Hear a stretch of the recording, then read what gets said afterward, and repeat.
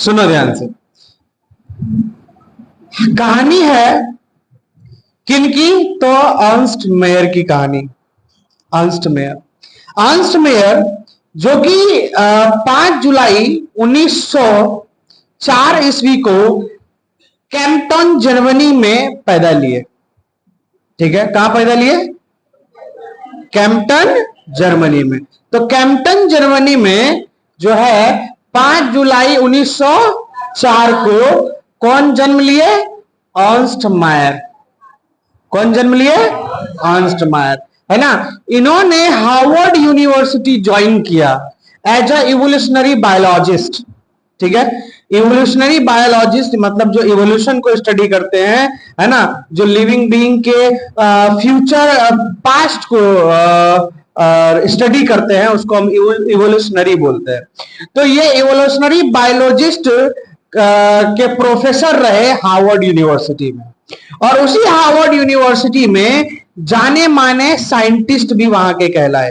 Harvard university में उन्हें 20वीं सदी का डार्विन कहा जाता था, है ना, the Darwin of the 20th century. तो 20वीं सदी का डार्विन किसे कहा गया? अर्नस्ट मेयर को। किसे कहा गया? और ये नीट 2016 का क्वेश्चन था। नीट 2016 का क्वेश्चन था क्या कि father the Darwin of the 20th century कौन है? अर्नस्ट मायर। कौन है? और कब का क्वेश्चन है? नीट 2016 का। फिर कहा गया कि ये अगर उस टाइम में, इनके जमाने में जितने भी साइंटिस्ट थे, जो भी टॉप लेवल के साइंटिस्ट थे, टॉप 100 साइंटिस्ट में से इनका नाम भी शामिल था। पूरे दुनिया में उनके टाइम में टॉप, और पूरे दुनिया उनके टाइम छोड़ो, ऑल टाइम बात करो, अब तक जितने भी साइंटिस्ट आए हैं, पूरे जीवन काल में जो भी साइंटिस्ट आए हैं, तो उनमें से 100 टॉप साइंटिस्ट में से एक ही साइंटिस्ट रह चुके हैं, जिनका नाम क्या है? Ernst Mayr. अब क्या कहा जा रहा है कि मेयर साहब ने हार्वर्ड यूनिवर्सिटी में जो फैकल्टी दिया वो आर्ट्स और साइंस का फैकल्टी थे, मतलब आर्ट्स और साइंस पढ़ाया करते थे। और आर्ट्स और साइंस पढ़ाने के दौरान, है ना, ये आर्ट्स और साइंस जो के लिए जब ज्वाइन किए थे हार्वर्ड यूनिवर्सिटी, इन्होंने ज्वाइन किया था 1953 में। कब ज्वाइन किया था? 1953 में ज्वाइन किया था। कब ज्वाइन किया था? 1953 में इन्होंने ज्वाइन किया। उसके बाद 1974 में ये जो है रिटायर हो गए अपने पोस्ट से। कब रिटायर हुए? ज्वाइन कब किया? 1953। इन्हें एलेक्जेंडर अगासिज प्रोफेसर ऑफ जूलॉजी एमराइट्स कहा जाता था। ठीक है, एलेक्जेंडर अगासिज प्रोफेसर ऑफ जूलॉजी एमराइट्स कहा जाता था। इनके 80 साल के करियर में इन्होंने बहुत सारे रिसर्च किए अलग अलग कैटेगरीज में। इन्होंने रिसर्च किए ऑर्निथोलॉजी पे, बर्ड पे स्टडी किए। इन्होंने टेक्सोनॉमी पे स्टडी किए, कैटेगरी जो होता है लिविंग बीइंग का, किस कैटेगरी में कौन है, जैसे कौन एनिमल किंगडम में है, कौन प्लांट किंगडम में है, एनिमल किंगडम में है तो किस फाइलम में है, फाइलम है तो किस डिवीजन में है, इन्होंने इनकी स्टडी की। इन्होंने जियोग्राफी और फिलोसफी की भी इन्होंने स्टडी की, है ना। जियोग्राफी, सॉरी, यहां पे मैंने बोला जियोग्राफी और इवोल्यूशन पे भी स्टडी इन्होंने की।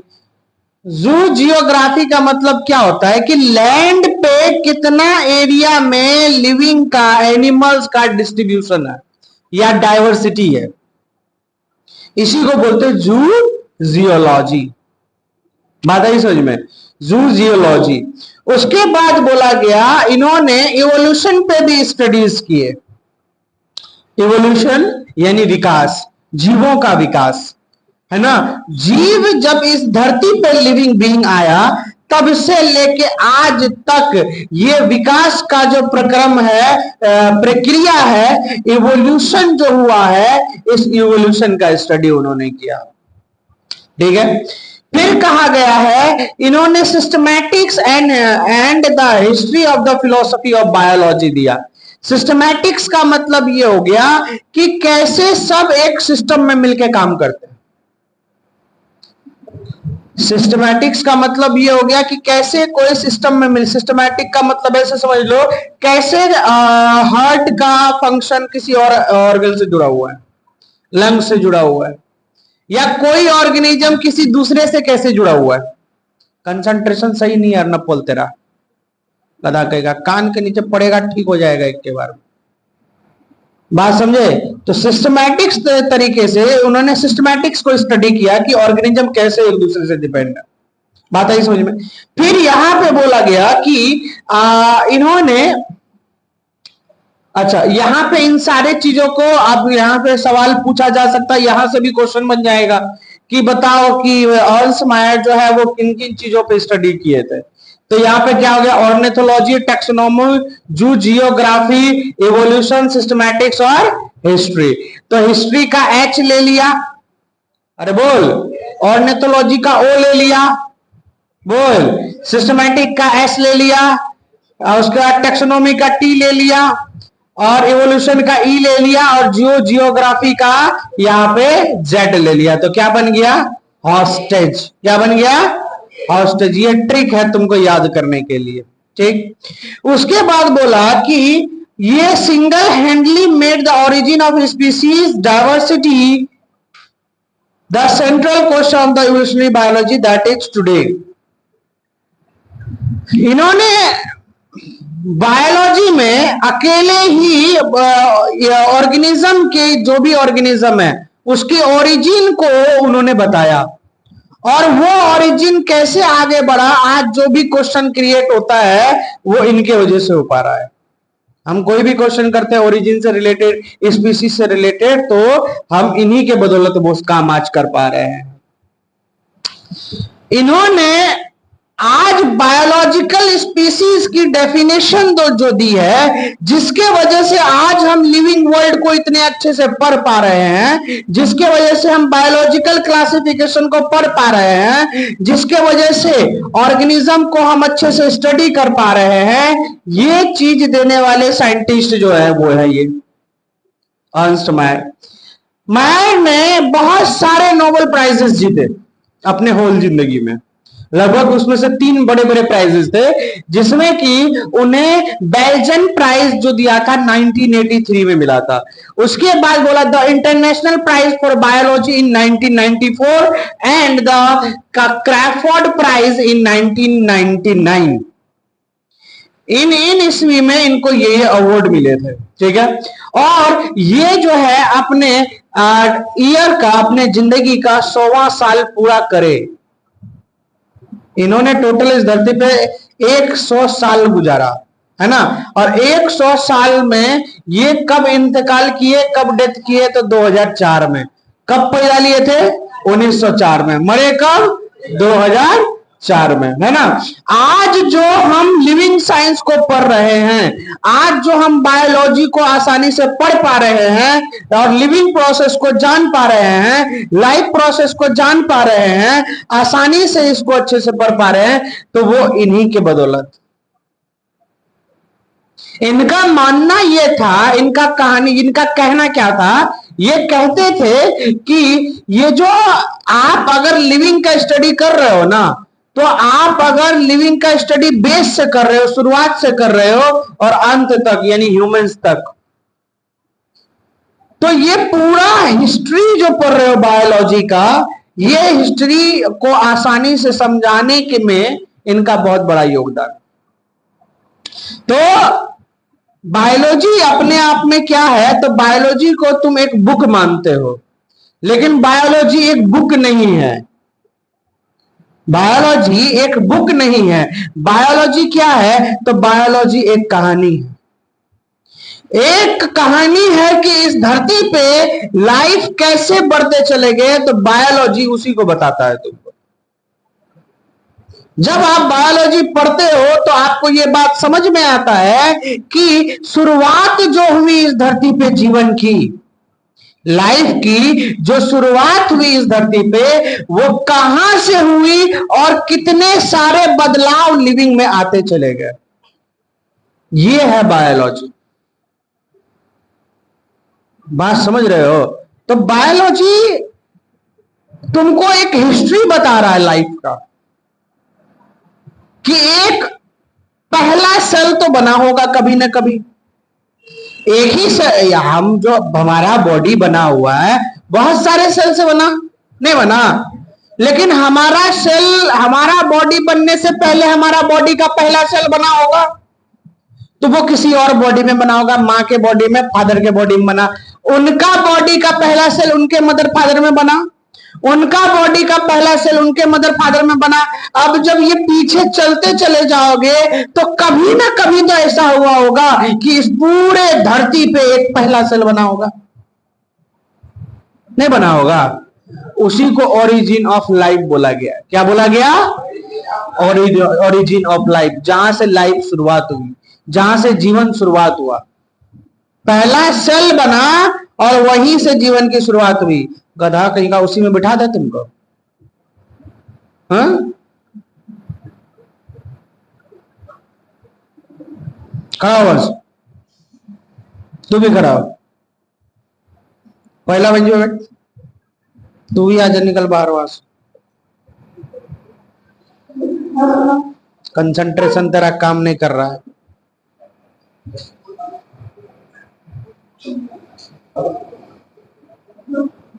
तू यहां बैठ, सुप्रिया तुम उधर हो जाओ, इधर आ।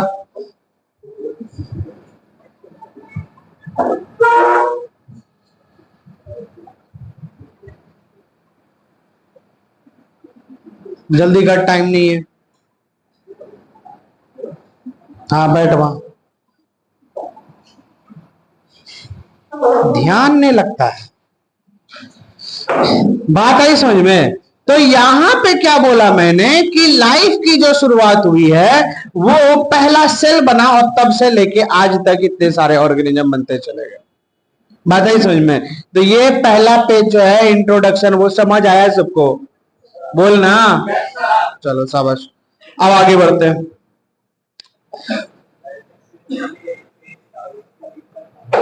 क्या बोले?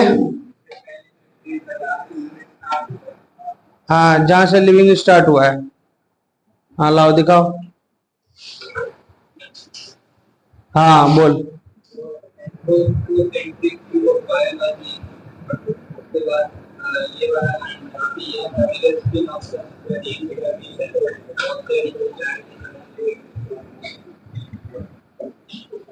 इसका कल कर देंगे, ठीक है? इसमें वर्ड बहुत भारी भारी है। नहीं, वैसे वही समझाया गया, इंट्रोडक्शन दे रहा है, लिख रहा है नोमेनक्लेचर, ऑर्गेनाइजेशन, ये सब बात बोल रहा है। चलो आगे बढ़ते हैं।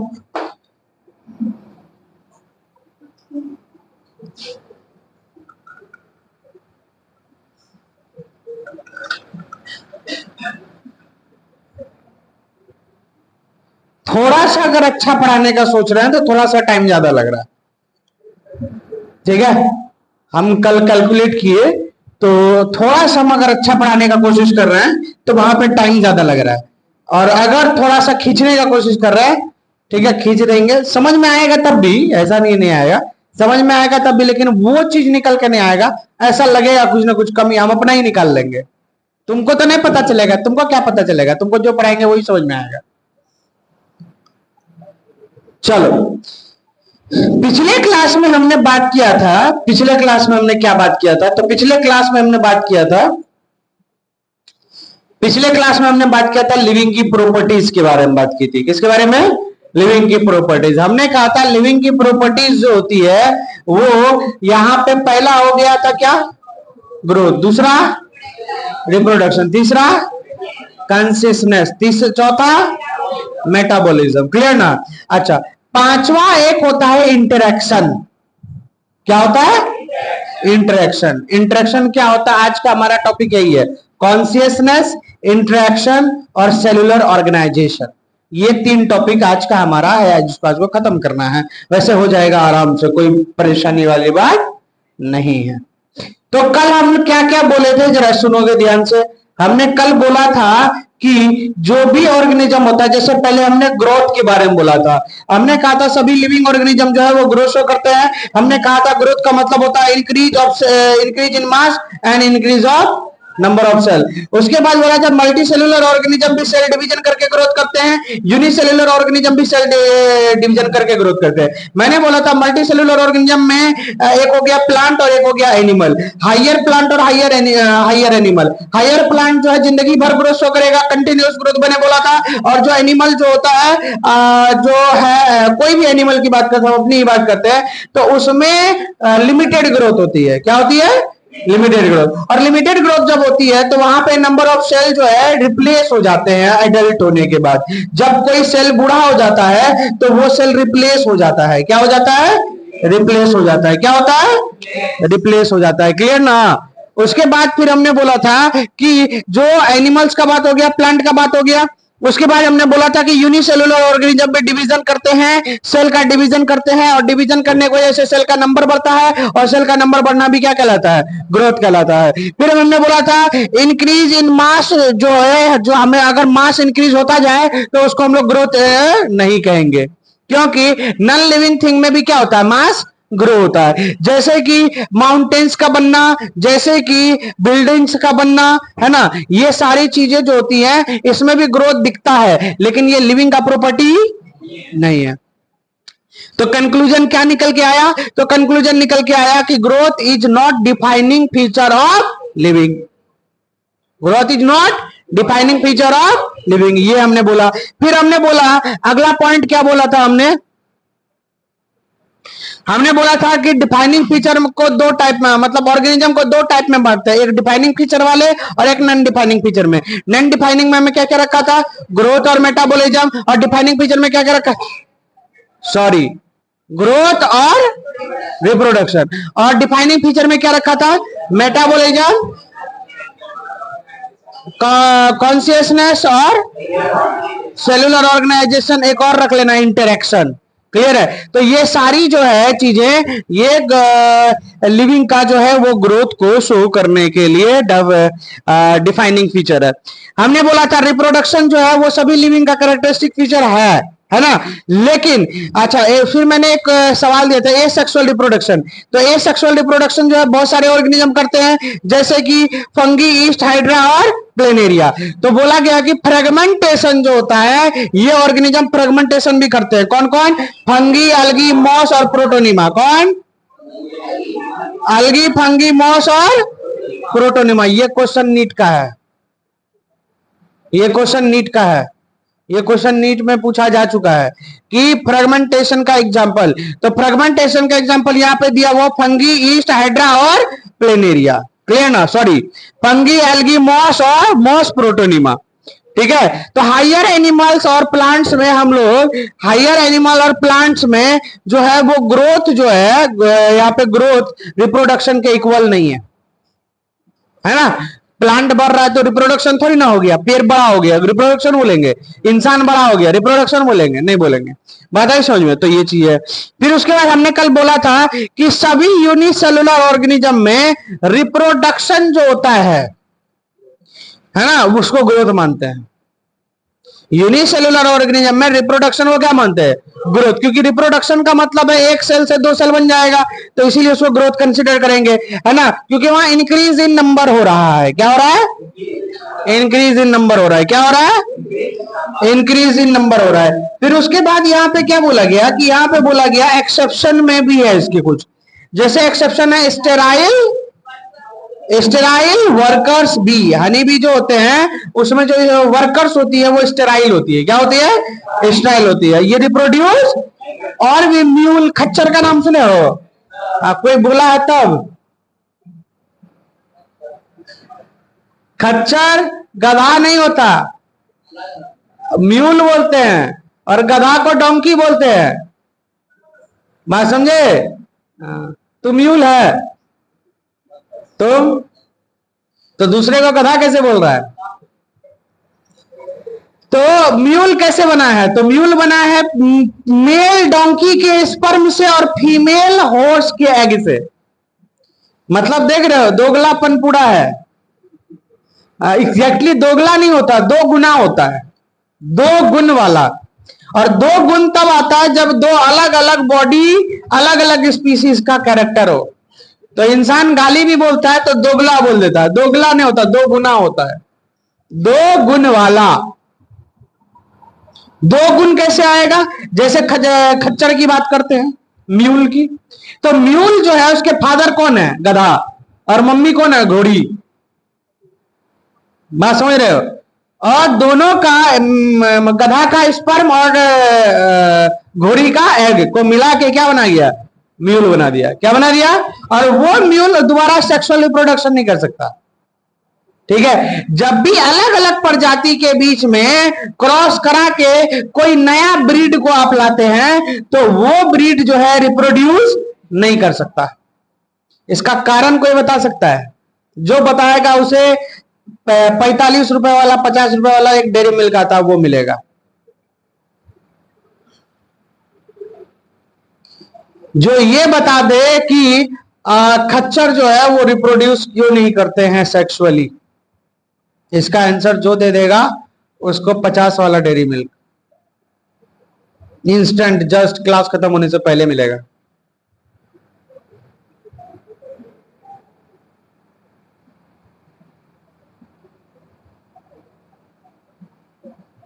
किसी में दम नहीं है चॉकलेट लेने का, सीनियर्स और जूनियर्स में किसी में नहीं।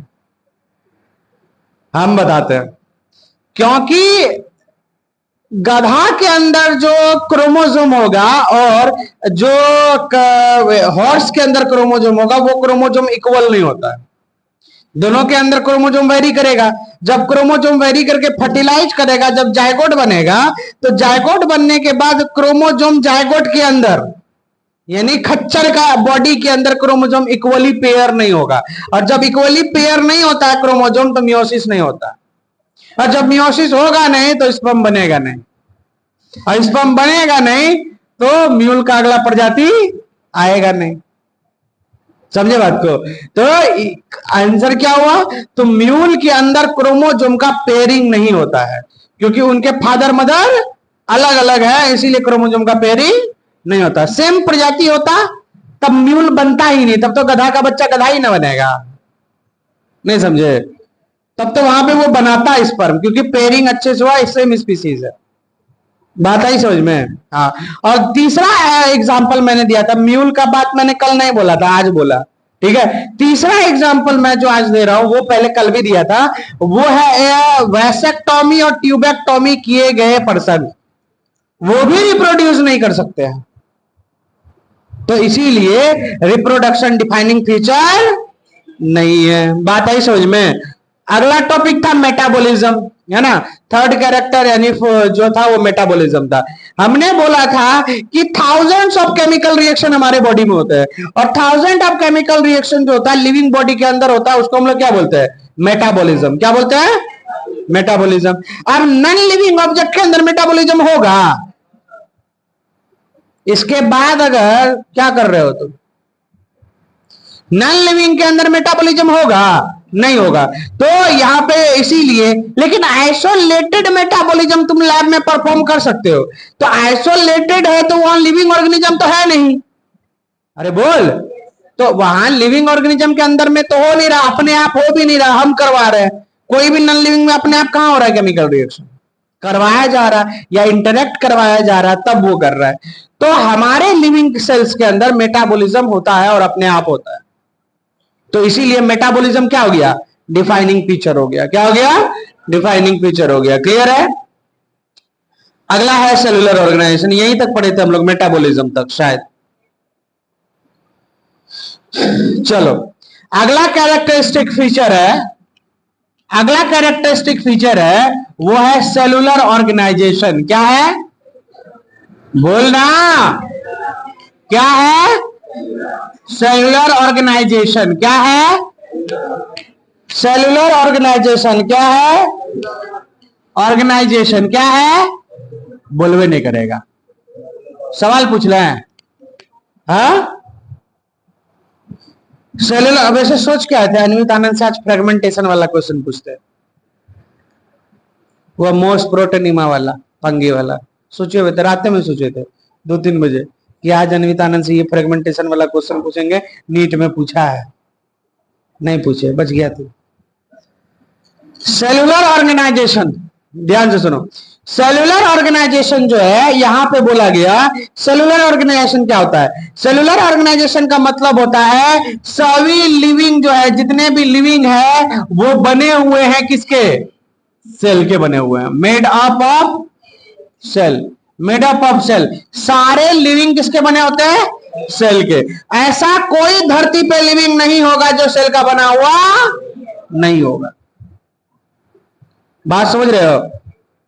कोई लिविंग ऐसा नहीं हो सकता है कि वो सेल का बना हुआ नहीं होगा। सारे लिविंग किसके बने होंगे? सेल के बने होंगे। All living are made up of cell. बात समझ रहे हो, है ना? और लेकिन एक बात और हो गया, सभी डेड चीज ऐसा नहीं बोल सकते कि ऑल डेड चीज are not formed by cell, cell के द्वारा बनाया गया नहीं, या सेल नहीं बनाया, है ना? ज्यादातर कंपोनेंट जो है ना सेल के बने हुए, बहुत सारी चीज ऐसे है जो सेल के बने हुए नहीं, नॉन लिविंग की बात कर रहा हूं मैं, जैसे मेटल्स, जैसे प्लास्टिक्स, सेल के द्वारा नहीं बना है, ठीक है? लेकिन बहुत सारे नॉन लिविंग है जो सेल के द्वारा बना हुआ है, जैसे जिसपे तुम बैठे हुए हो, बेंच। ये बेंच कभी न कभी पेड़ का हिस्सा हुआ करता था, और जब ये पेड़ का हिस्सा हुआ करता था तब ये सेल का बना हुआ था। आज भले नॉन लिविंग है लेकिन कभी न कभी लिविंग था। बात समझ रहे हो? तो ये बातें हो गई। अगला बात बोल रहा है कि सारे लिविंग सेल का बना है, और ऐसा कोई लिविंग हो ही नहीं सकता जो सेल का बना हुआ नहीं हो। तो इसीलिए यहां पे ये क्या हो गया, कंक्लूजन क्या निकल के आ रहा है? कंक्लूजन क्या निकल के आ रहा है? तो कंक्लूजन निकल के यहां पे आ रहा है कि ऑल ये क्या हो गया, सेलुलर ऑर्गेनाइजेशन क्या हो गया? डिफाइनिंग फीचर हो गया। सेलुलर ऑर्गेनाइजेशन क्या हो गया? डिफाइनिंग फीचर हो गया। सेलुलर ऑर्गेनाइजेशन जो हो गया, सेलुलर ऑर्गेनाइजेशन जो हो गया वो क्या है? डिफाइनिंग फीचर है। क्या है? डिफाइनिंग फीचर है। बात समझ रहे हो? बोलना, डिफाइनिंग फीचर है।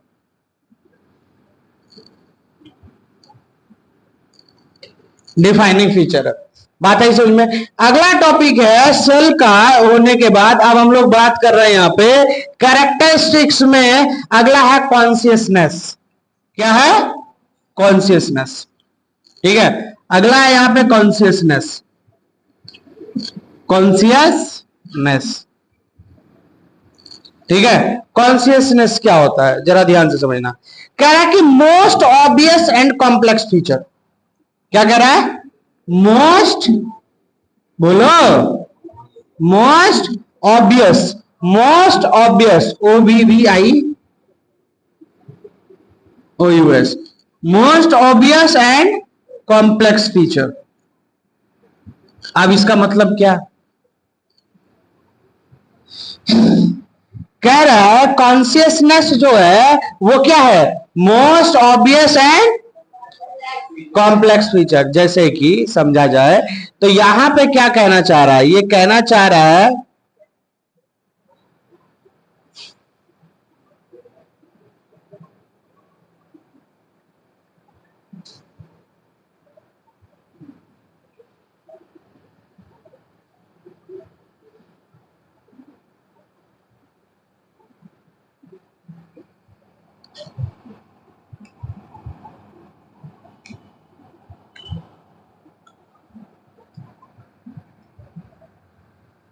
लिख लिया? कहना चाह रहा है ये कि कॉन्शियसनेस जो है, कॉन्शियसनेस ये है सबसे आसान, मतलब आसानी से दिखने वाला चीज है। क्लियरली सबको दिखता है, लेकिन इसको समझना बहुत मुश्किल है। मुश्किल है, ये नहीं कह रहा, मेरा कहने का मतलब ये है कि हम लोग का जो इच्छा होता है, ठीक है, या हम लोग जो करते हैं, ठीक है, इस चीजों को हमको जो है ना, जैसे कि मैं एक एग्जांपल दूं कि जितना भी लिविंग ऑर्गेनिज्म है, एक छोटा सा एग्जांपल देता है, इधर साजिद इधर, छोटा सा एग्जांपल देता है तुमको, खड़े हो जाओ, उधर घूम, गुदगुदी लगता है तुमको? है सच्ची? मैंने इसको टच किया तो इसने रिस्पॉन्ड किया, बात समझ रहे हो? इसको बोलते हैं कॉन्शियसनेस, यानी इसको पता चल रहा है कि इसको क्या कर रहे हैं हम, गुदगुदी लगा रहे हैं। बात समझ रहे हो? चल जा। तो कहने का अर्थ ये है कि कॉन्शियसनेस ये है कि सामने वाले पे तुम कोई स्टिमुली डाल रहे हो, सामने वाले को स्टिमुली का मतलब जैसे मैंने इसको टच किया तो ये टच करना क्या है, स्टिमुली है। ये हाथ मेरा फिंगर क्या है, स्टिमुली, जो किसी को टच कर रहा है। क्या आयुष गधा कहीं का, इस बार तुमको बोरा बिछा के यहां बिठाएंगे, प्रमोशन कर देंगे तुम्हारा, ठीक है? अब पढ़ा रहे हैं तुमको इधर लाइव में, हम ऑफलाइन में, तो देख रहा है ऑनलाइन में, है? तो हमने यहां पे आपको बोला कि अगर आप किसी लिविंग बीइंग को अगर आप टच करते हो तो वो उसका रिस्पॉन्ड करेगा, करेगा कि नहीं करेगा? करेगा, है ना? तुम भैंस को भी टच करोगे तो रिस्पॉन्ड करेगा। कोई भी ऑर्गेनिज्म है, कोई भी ऑर्गेनिज्म, तुम उसे अगर टच करोगे तो क्या करेगा, रिस्पॉन्ड करेगा। क्या करेगा? अब अलग अलग ऑर्गेनिज्म अलग अलग चीजों पे रिस्पॉन्ड करता है, कोई लाइट पे रिस्पॉन्ड करता है, कोई टच पे करता है, कोई साउंड पे करता है, नहीं करता। अचानक से बादल गरज जाए, हो गया, है ना? अगर तुम रात में चल रहे हो, उधर से आ रहे हो, कोई टॉर्च मार दे तुम्हारे मुंह पे, कौन? अरे दिमाग नाम का चीज नहीं है, रिस्पॉन्ड किया। बात समझ रहे हो? लाइट मारा मुंह पे तो तूने रिस्पॉन्ड किया। बात समझ रहे हो? उसके बाद कोई तुमको साउंड दिया तब तुम रिस्पॉन्ड किए, कोई टच कर दिया तब रिस्पॉन्ड कर दिया। अब तुम जा रहे हो, मार्केट में हो, है ना? अब मान लिया कि तुम जा रहे थे, अचानक किसी का धक्का लगा, तुम किसी वो सामने कोई लड़की खड़ी थी, तुम गलती से ही सही गिर गए, उस पर टच हो गया, अब वो तुमको टच करेगी, रिस्पॉन्ड किया उसने? हाँ, क्या हो गया? रिस्पॉन्ड किया नहीं किया? किया। तो वो जो रिस्पॉन्ड किया, उसने जो लगाया, फिर वो रिस्पॉन्ड है कि वो बता रहा है कि वो लिविंग है, वो कहना चाह रहे कि हम लिविंग हैं, तुमको रिस्पॉन्ड मिलेगा। बात समझ रहे हो बात को? तो यहां पे लिविंग की ये प्रॉपर्टी होती है, क्या करता है, रिस्पॉन्ड करता है। बात समझ रहे हो? अब यहां पे स्टिमुली जो है वो कुछ भी हो सकता है, फिजिकल हो सकता है, केमिकल हो सकता है, बायोलॉजिकल हो सकता है। अब यहां पे जब स्टिमुली को अलग अलग तरीके से अगर समझेंगे, फिजिकल जैसे मतलब रोशनी, लाइट, साउंड, आवाज, गर्मी, ठंडी, गर्मी लगता है तुम पंखा में बैठ जाते हो, और ठंडी लगता है तो बर्फ में बैठ जाते हो, नहीं कंबल में घुस जाते हैं ना। तो वहां पे तुम रिस्पॉन्ड कर रहे हो, नहीं कर रहे हो? कर रहे हो। तो ये हो गया। अब केमिकल के मतलब हो गया जैसे खुशबू, किसी ने छोड़ दिया क्लास में, माहौल खराब हो गया, या कोई फ्लावर है वो स्मेल कर रहा है, ठीक है, वो भी तो स्मेल है, वो भी तो खुशबू है, तुम उस पर रिएक्ट कर रहे हो। जैसे अपने ऑफिस में बैठोगे तो यहां बैठने में बहुत अच्छा लगता है, ठीक है, जब शाम में हम आते हैं, रात में आते हैं, तो यहाँ पे जब बैठते हैं तो बहुत अच्छा महसूस होता है, क्योंकि आसपास से बहुत अच्छी स्मेल आती है, फ्लावर के जो स्मेल निकलते हैं, बहुत अच्छा लगता है बैठने में, ठीक है। तुम ऐसे एंट्री करोगे तो नॉर्मल तुमको जनरली यहाँ पे गेट पे तुमको स्मेल खुशबू मिलेगा, खुशबू, बदबू नहीं। आई बात समझ में? तो ये केमिकल है, तुम यहाँ पे तुम रिएक्ट करोगे, हाँ कितना अच्छा खुशबू है ना, हाँ है ना, कुछ कुछ फूल भी तोड़ लेते हैं, ये रिएक्ट करना हो गया, ये तुमको स्मेल मिला और तब उसके ऊपर रिएक्ट किए, फूल तोड़ लिए। बात समझ रहे हो? ये कॉन्शियसनेस है, ये स्टिमुली है।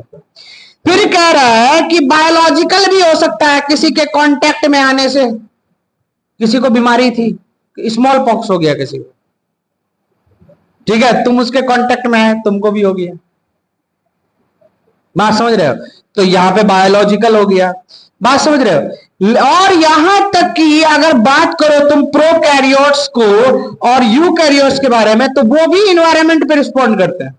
जैसे अगर हम सभी ऑर्गेनिज्म की बात करें, चाहे वो एक छोटा सा क्या हो, बैक्टीरिया ही क्यों ना हो, छोटा सा बैक्टीरिया ही क्यों ना हो, ये बता रहा है कि वो एक बैक्टीरिया भी इन्वायरमेंट पे रिस्पॉन्ड करता है। जैसे अगर बाहर का इन्वायरमेंट गर्म हो जाएगा तो बैक्टीरिया अपने ऊपर कवच बना लेगा, जिसको क्या बोलेंगे अन्वित आनंद? सिस्ट, एंडोस्पोर फॉर्मेशन की बात कर रहे हैं, ठीक है?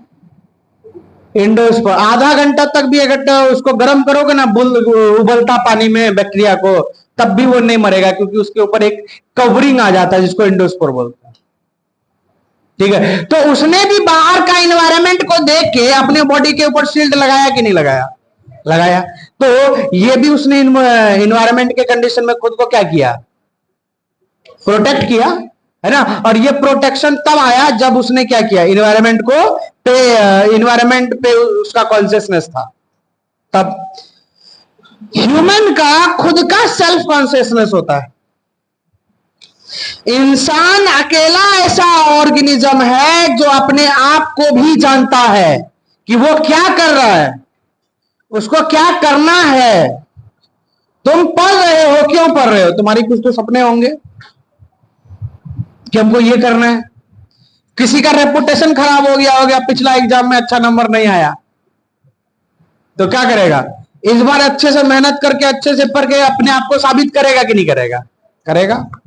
क्या वो दिखाएगा कि हम इसके काबिल नहीं है, इससे बड़ा ओहदा रखते हैं हम।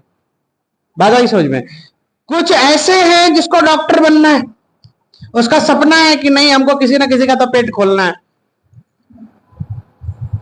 किसी ना किसी का सर्जरी करना है, जो जी रहा है अपने उस सपने के लिए कि नहीं मेरे गले में एप्रोन होना चाहिए, सॉरी मेरे बॉडी पे एप्रोन होना चाहिए और गले में स्टेथोस्कोप होना चाहिए। मेरा एक दोस्त हुआ करता था जब मैं 11th में था, वो एक के बात बोलता था, या तो गले में आला और नहीं तो फोटो पे माला। यही है हमारा जिंदगी का उद्देश्य, या तो गले में क्या लगा ले? आला, और या तो फोटो पे माला। यही जिंदगी का उद्देश्य है। जब तक जिएंगे डॉक्टर बनने के लिए ही जिएंगे, और जिस दिन नहीं बने डॉक्टर तो समझ लेना हम इस धरती पे नहीं, चाहे जो जितना समय लग जाए। बनेंगे तो बनेंगे, चाहे साल भरे, 1 साल पढ़ना पड़े, 2 साल पढ़ना पड़े, 10 साल पढ़ना पड़े, बनेंगे डॉक्टर, लेकिन छोड़ेंगे नहीं हम। तो है, तो लिविंग बीइंग खुद को जान रहा है कि उसको क्या करना है। बात समझ रहे हो? तो ये अकेला ही ऐसा एक ह्यूमंस ही है जो ये सारी बातें समझता है। फिर क्योंकि हम ह्यूमंस बीइंग जो है अपने सेंस ऑर्गन का इस्तेमाल करते हैं, नहीं करते। हम आसपास के एनवायरनमेंट को पहचानने के लिए किस चीज का इस्तेमाल करते हैं? सेंस ऑर्गन का। किसका? तू खराब हो गया रे, नींद आ रहा है, हम लोरी सुना रहे हैं, हम आई हैं तेरे, आजा बेटा सो जा, है?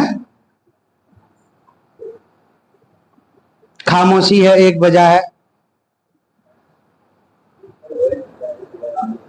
हाँ? अच्छा, सुबह 3:30 बजे सोया, 12 बजे सोया, 3 बजे जगा, इसीलिए नींद आ रही है। तो मेरा एग्जाम्पल पकड़ना, हम 5 बजे सोए, 6 बजे जगे। सलमान लोग जगता है तो उसको जगा के हम सोए हैं। गए गेट, उसका अलार्म बजा तो हम जाके गेट पीट दिए, उसके बाद हम जाके सो गए। उसके बाद 1 घंटा बाद हमको जगाया, जस्ट 1 घंटा बाद यही जगाया। और जब हम जगे ना तो हमको मन कर रहा था एक ही बात, there will be no biology class today. लेकिन फिर किसी तरह अपने आप को वॉशरूम तक पहुंचाए, ठीक है, वहां भी बैठ के सोई है, फिर जगह मुंह पे पानी मारे, तब लग रहा हाँ चलो ठीक है, अब ठीक है, अब आए तो अब पे हमको पता है आखिरी क्लास होते होते हमारा बैटरी लो शट डाउन हो जाएगा। लेकिन अभी पढ़ा रहा है, अभी एनर्जेटिक है, समझ बात करिए हमसे। अब हम तुमको सुस्तिया की तरफ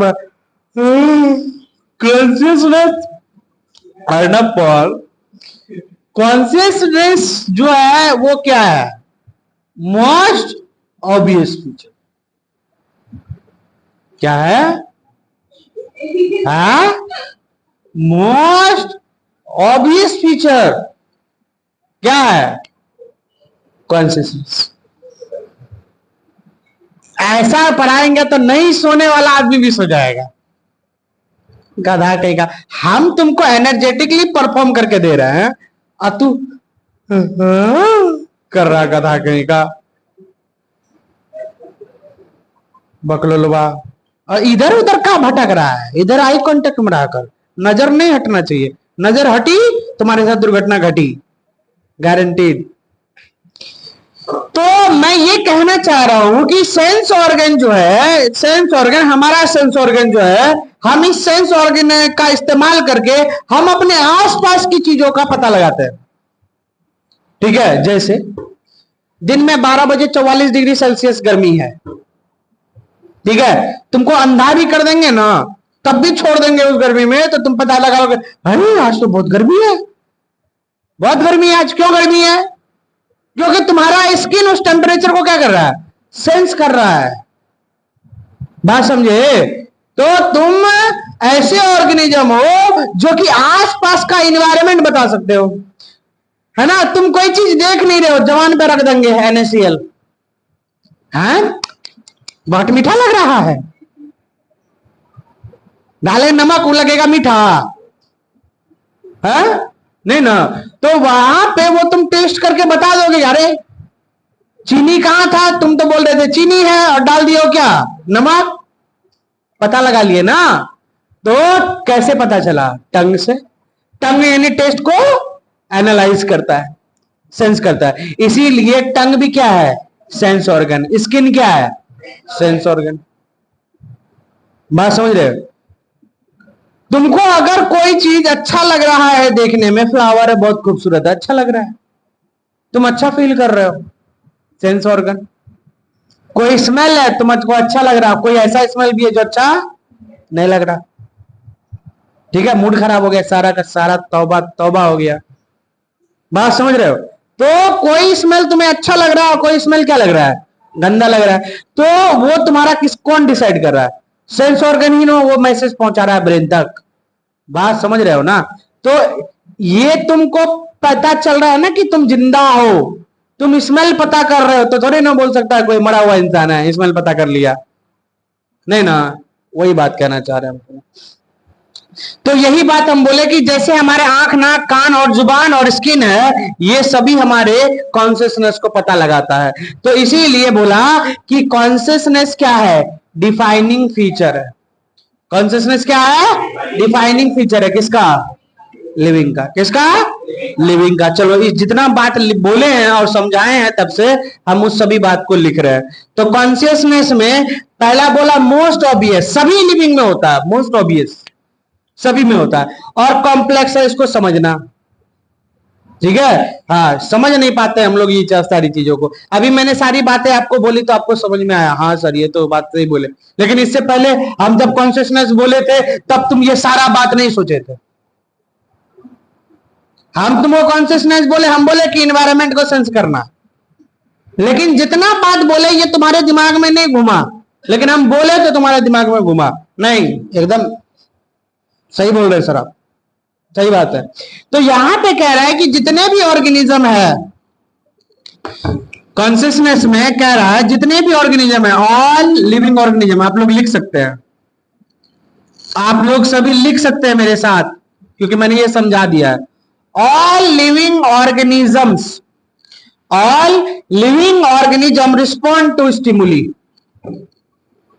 रिस्पॉन्ड टू स्टिमुली। सभी लिविंग ऑर्गेनिज्म जो है वो रिस्पॉन्ड करते हैं किस पे?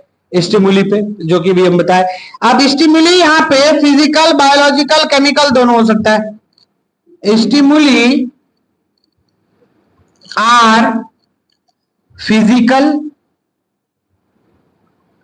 है ना,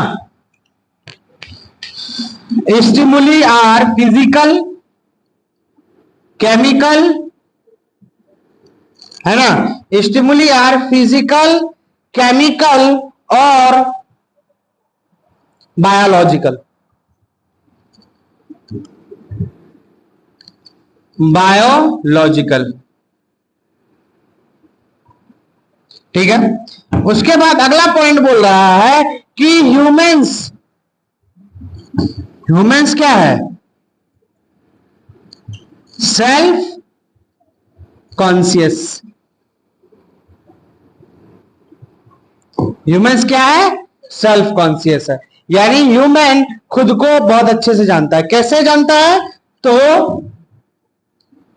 by use of, by use their, by use their क्या, सेंस ऑर्गन। बात समझ रहे हो, तो ये अपना सेंस ऑर्गन का इस्तेमाल कर रहे हैं। जिसका इस्तेमाल करें, सेंस ऑर्गन का, या सेंसरी ऑर्गन बोल देता हूं इसको, सेंसरी ऑर्गन। आप सेंसरी ऑर्गन जानते हो ना क्या होता है, बोलो। चलो अगला है कंक्लूजन। यहां है कंक्लूजन। कंक्लूजन में क्या बोला जा रहा है, कंक्लूजन में बोला जा रहा है कॉन्शियसनेस क्या है, कॉन्शियसनेस है डिफाइनिंग फीचर।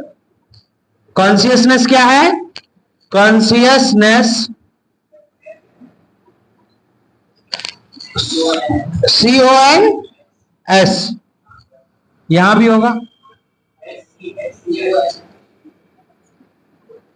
SCI। कॉन्शियसनेस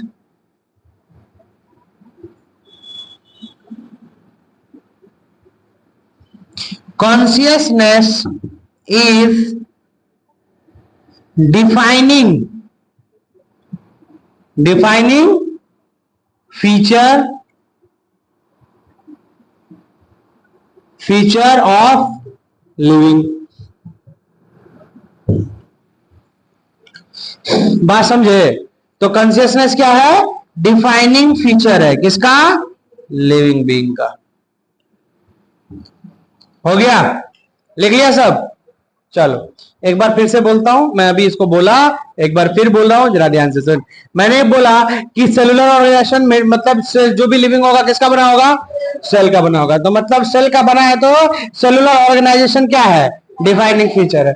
हमने बोला अगला टॉपिक कॉन्शियसनेस, ये मोस्ट ऑब्वियस और कॉम्प्लेक्स फीचर है, सभी में होता है, थोड़ा समझना मुश्किल होता है, ठीक है। All living organism respond to stimuli, जितने भी लिविंग ऑर्गेनिज्म होते हैं वो स्टिमुली में रिस्पॉन्ड करते हैं। फिर मैंने बोला स्टिमुली क्या क्या हो सकता है, फिजिकल, केमिकल, बायोलॉजिकल। फिजिकल में बोला था लाइट, टेम्परेचर वगैरह, और केमिकल में बोला था क्या, सेंट या पॉइजन, है ना। उसके बाद बायोलॉजिकल में क्या बोला था, नहीं बोला कुछ, डिजीज, इन्फेक्शंस, है ना, अदर ऑर्गेनिज्म, बैक्टीरिया अटैक करते हैं, आपका बॉडी रिस्पॉन्ड करता है। आपके नाक में पॉलन ग्रेन चला जाए, नाक में कोई बैक्टीरिया चले जाए, स्नीजिंग आ जाएगा, छींक आ जाएगा, तो ये बायोलॉजिकल हो गया। ह्यूमन सेल्फ कॉन्शियस होते हैं, नहीं होते। हम लोग सेल्फ कॉन्शियस है कि नहीं है, हम लोग क्या इस्तेमाल करते हैं, सेंसरी ऑर्गन, नाक आंख कान स्किन टंग, ये 5 सेंसरी ऑर्गन का इस्तेमाल करते हैं हम आसपास की चीजों को पता लगाने के लिए। इसीलिए कंक्लूजन में ये है कि कॉन्शियसनेस क्या है, डिफाइनिंग फीचर है लिविंग का। क्या है, डिफाइनिंग फीचर है लिविंग का। आई बात समझ में। चलो अब पहले लिख दे कि पहले समझा दे, पहले समझा दे। अभी जो पहले समझाए उसके बाद लिखे, एक बार काम करते हैं, पहले लिखते हैं उसके बाद समझाते हैं, दोनों में जो अच्छा होगा वही करेंगे, ठीक है। तो ध्यान से सुनो। तो अगला यहां पे है, अगला टॉपिक यहां पे है, ध्यान से सुनना। 7वां है क्या, हमको पता नहीं क्या है, 6ठा। चलो तो यहां पे अगला है इंटरेक्शन। क्या है, इंटरैक्शन। बहुत अच्छी बात है इस पे। कल हम पढ़ रहे थे इंटरेक्शन को डिटेल में, बहुत मजा आया समझने में। मेरे कुछ कुछ डाउट्स जो है, डाउट्स क्या मतलब, मेरा बायोलॉजी थोड़ा सा फ्रेश होता चला गया जब इसको मैं पढ़ा। मैं भी बोलूंगा, मजा आएगा तुमको। तो यहां पे पहला पॉइंट क्या बोलना है इसमें, लिविंग फिनोमिना। लिविंग फिनोमिना लिखो मेरे साथ। लिविंग फिनोमिना किसके वजह से, रे बात कौन कर रहा है रे, ड्यू टू इंटरेक्शन, इंटरेक्शन की वजह से। दूसरा पॉइंट, प्रॉपर्टीज ऑफ टिश्यू बोलना है मुझे। प्रॉपर्टीज ऑफ टिश्यू,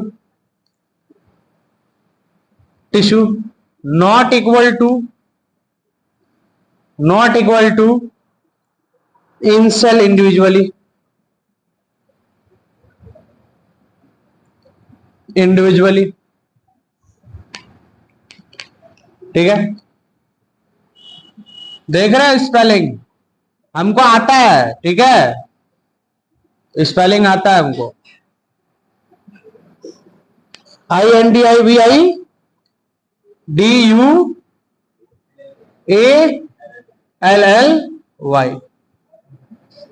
ठीक है, गड़बड़ कर दिया, ठीक तो है, DUALLY, INDI, ठीक है। अगला है प्रॉपर्टीज ऑफ सेल।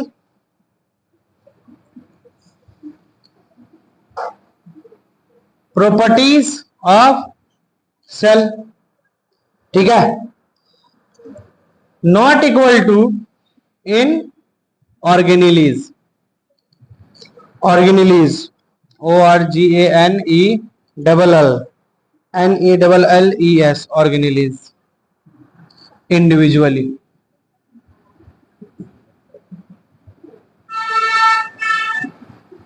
ठीक, अगला पॉइंट बोल रहा है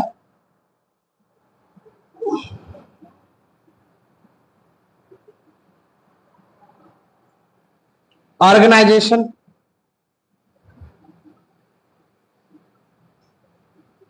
ऑर्गेनाइजेशन इमरजेंट प्रॉपर्टीज, प्रॉपर्टीज, ठीक है। तो इसीलिए लिविंग ऑर्गेनिज्म जो है, इसीलिए लिविंग ऑर्गेनिज्म जो है, लिविंग ऑर्गेनिज्म जो है, ठीक है, वो क्या क्या होता है लिविंग ऑर्गेनिज्म। तो लिविंग ऑर्गेनिज्म होता है सेल्फ रेप्लिकेटिंग,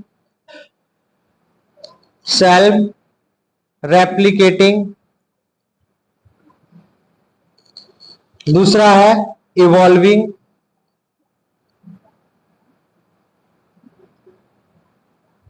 तीसरा है,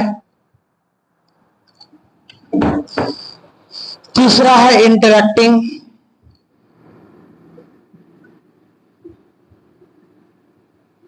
इंटरैक्टिंग, इंटरैक्टिंग, रिस्पॉन्डिंग।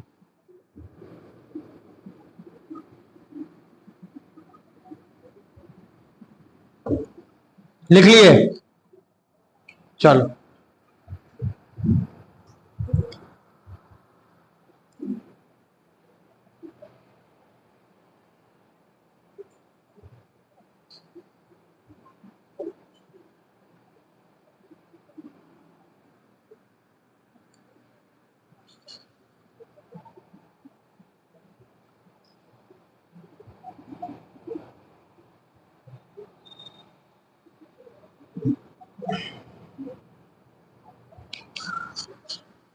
लिख लिया, लिख।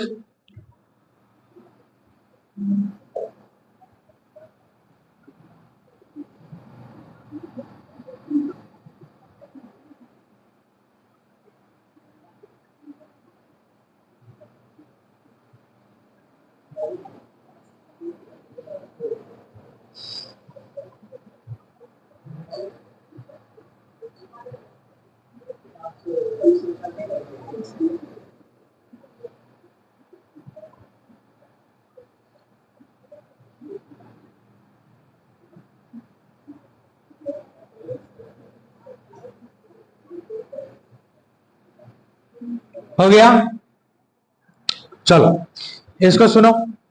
लिविंग फिनोमिना क्या है? Living phenomena due to interaction बोला ना, इसका मतलब यहां पे हो गया जिंदगी के सारे काम साथ मिलकर होने वाले, जिंदगी के सारे काम साथ मिलकर होने वाली कार्यों की वजह से हो पाती है, साथ मिलके एक साथ होना।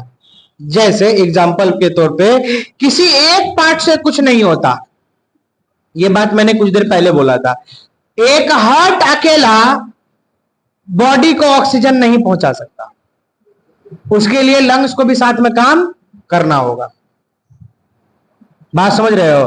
हार्ट अगर किसी चीज को ट्रांसपोर्ट कर रहा है तो वहां पे जो है ऑक्सीजन वहां पे ऑक्सीजन जो है वो तभी मिल पा रहा है जब हार्ट अच्छे से काम कर रहा है, लंग्स के साथ प्रॉपर तरीके से। बात समझ रहे हो? फिर बोला जा रहा है कि यहां पे प्रॉपर्टीज ऑफ टिश्यू, जैसे टिश्यू की बात करो तो एक अकेला टिश्यू, यानी टिश्यू में एक कोई भी टिश्यू की बात करो तो उसमें सेल भी होते हैं, टिश्यू में होते हैं ना सेल, तो किसी एक सेल की वजह से टिश्यू फंक्शन नहीं करता। ये मेरा स्किन का सेल है, स्किन का टिश्यू है, तो इस टिश्यू में कोई एक सेल ही काम कर रहा है, एक सेल ही काम कर रहा है ऐसा नहीं है, टिश्यू के सारे सेल मिलके काम कर रहे होंगे। वही कहना चाह रहा है कि प्रॉपर्टीज ऑफ टिश्यू, यहां पे इन सेल इंडिविजुअली, मतलब सेल इंडिविजुअली नहीं करता, यहां पे लगा दिया इक्वल टू है, नॉट इक्वल टू है। बात समझ रहे हो? तो एक इंडिविजुअली सेल का फंक्शन, सेल का एक्शन एक टिश्यू के प्रॉपर्टी से क्या होता है, अलग होता है। लेकिन हाँ, अगर सब मिलके करे, इंटरेक्ट करे सब एक दूसरे से, सारे सेल मिलके एक साथ परफॉर्म करेंगे तब फंक्शन होगा, किसी एक सेल से फंक्शन नहीं होगा। फिर कह रहा properties of cell in organelles individually, यानी कहने का मतलब यह है कि अगर कोई यहां सेल है, इस सेल के अंदर यहां मान लो माइटोकॉन्ड्रिया है, यहां न्यूक्लियस है, मान लिया कि न्यूक्लियस का अलग काम है, माइटोकॉन्ड्रिया का अलग काम है, लेकिन इन दोनों का काम एक दूसरे से जुड़ा हुआ होगा। ये माइटोकॉन्ड्रिया का फॉर्मेशन न्यूक्लियस की वजह से हुआ होगा, क्योंकि ब्रेन ऑफ द सेल कौन है, nucleus, director of the cell कौन है, न्यूक्लियस ही डिसाइड किया होगा इस माइटोकॉन्ड्रिया को बनाना है या नहीं, या उसको रखना है या नहीं, उसको हटा देने की जरूरत है या रखने की जरूरत है, ये डिसाइड कौन करेगा, न्यूक्लियस। बात समझ रहे हो? तो इसीलिए यहां पे एक सेल के अंदर भी कोऑर्डिनेशन से, इंटरेक्शन से चीजें हो रही हैं। जब कोऑर्डिनेशन और इंटरेक्शन नहीं होगा तो सेल के अंदर प्रॉपर फंक्शन नहीं होगा। बात समझ रहे हो? तो ये बोला प्रॉपर्टीज हो गया, बोला। फिर यहां पे बोला कि प्रॉपर्टीज ऑफ सेल, ये हो गया ऑर्गेनेलिज इंडिविजुअली, ऑर्गेनाइजेशन। जब पार्ट मिलके एक सिस्टम बनाता है तो नई प्रॉपर्टी जो पहले नहीं थी दिखाई दे, नई प्रॉपर्टी दिखाई देने लगती है।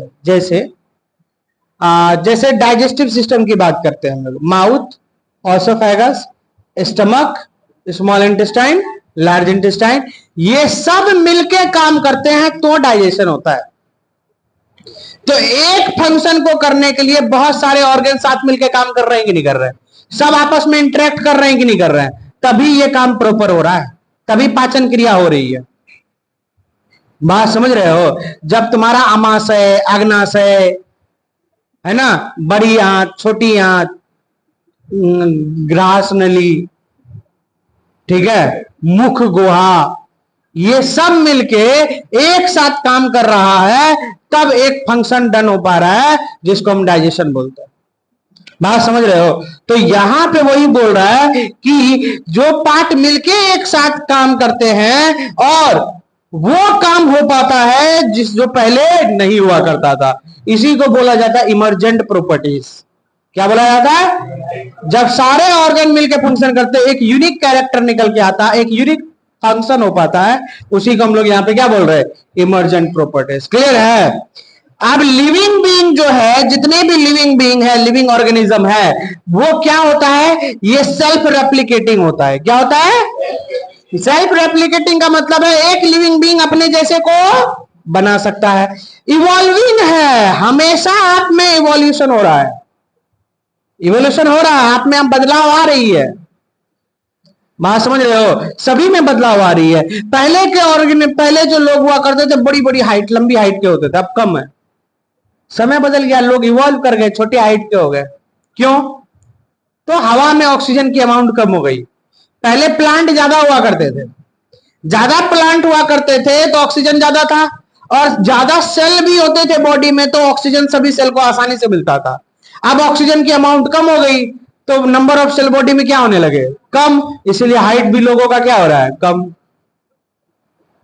बात समझे? आने वाले समय में धीरे धीरे हाइट क्या होगा इंसान का? कम होता चला जाएगा। क्यों?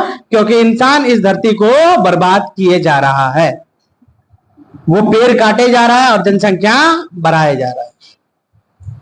बात आई समझ में? तो इसीलिए यहां पे बोला कि जो क्या है ऑर्गेनिज्म है, वो समय के साथ अपने आप को क्या कर रहे हैं? अपने अंदर बदलाव ला रहे हैं, इवॉल्व कर रहे हैं खुद से। ठीक है? इंटरेक्शन करता है लिविंग ऑर्गेनिज्म। अभी खुद बताए, आपस में इन्वायरमेंट के साथ मिलकर काम करते हैं, नहीं करते हैं? हम लोग इन्वायरमेंट के साथ मिलकर काम करते हैं कि नहीं करते हैं? गर्मी लगती है, पसीना निकाल लेते हैं, ठंड लगती है, कांप लेते हैं, थोड़ा सा हीट बन जाता है बॉडी में। ठीक है? उसके बाद करा रिस्पॉन्डिंग। रिस्पॉन्ड भी करते हो तुम।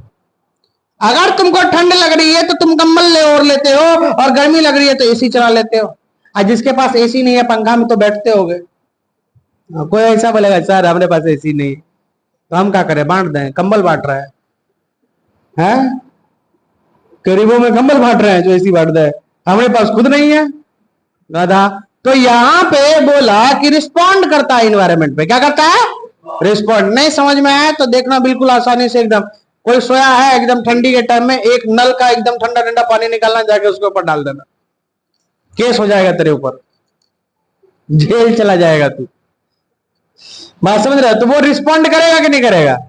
ये ऐसा होगा कि हिलेगा भी नहीं, गला दबा देगा आके तुम्हारा।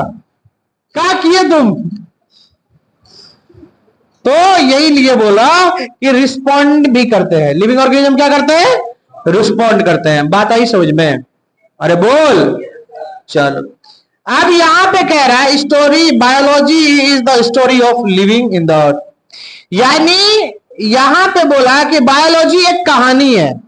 ये कहानी तुम्हारा टेक्स्ट बुक में लिखा हुआ है, लेकिन ये जिंदगी का एक हिस्सा है। ठीक है? जैसे बायोलॉजी बता रहा है कैसे ऑर्गेनिज्म सेल्फ रेप्लिकेटिंग कर रहा है, कैसे ऑर्गेनिज्म इवॉल्व हो रहे हैं, कैसे ऑर्गेनिज्म इंटरेक्ट कर रहे हैं, कैसे ऑर्गेनिज्म जो है रिस्पॉन्ड कर रहा है। बात समझ रहे हो? तो ये बात है। तो कंक्लूजन क्या निकल के आया यहां पे? कंक्लूजन क्या निकल के आया समझो ध्यान से। तो कंक्लूजन यहां पे ये है, कंक्लूजन यहां पे ये है, क्या है? तो कंक्लूजन कह रहा है कि बायोलॉजी क्या है। तो बायोलॉजी को एक वर्ड में अगर लिखना हो, बायोलॉजी, बायोलॉजी को लिखना हो तो यहां पे एक वर्ड लिखोगे इंटरैक्ट, इवोल्यूशन और इंटरेक्शन। इवोल्यूशन, इवोल्यूशन, ठीक है?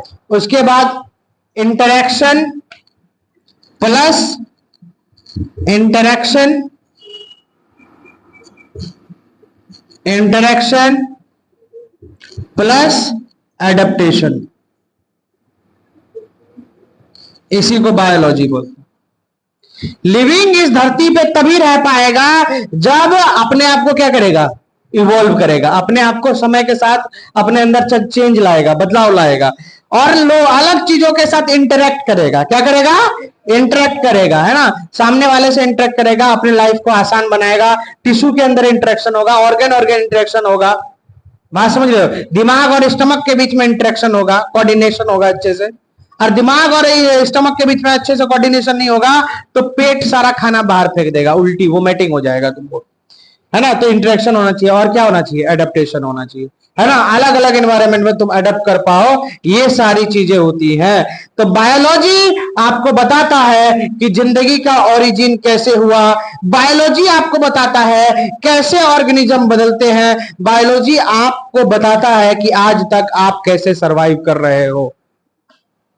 बात आई समझ में। तो ये है इस चैप्टर का उद्देश्य जो आपको जानना है। चैप्टर का एक पार्ट खत्म हो गया, ठीक है। जो व्हाट इज लिविंग वाला पार्ट था वो खत्म हो गया। अब अगला पार्ट जो है वो है taxonomical hierarchy, classification of living, जो चैप्टर का दूसरा पार्ट है, ठीक है। कल हम लोग चैप्टर का दूसरा पार्ट पढ़ेंगे और कल में भी शायद क्लास इस चैप्टर का लास्ट होगा। बात आई समझ में। वो वीडियो बंद कर।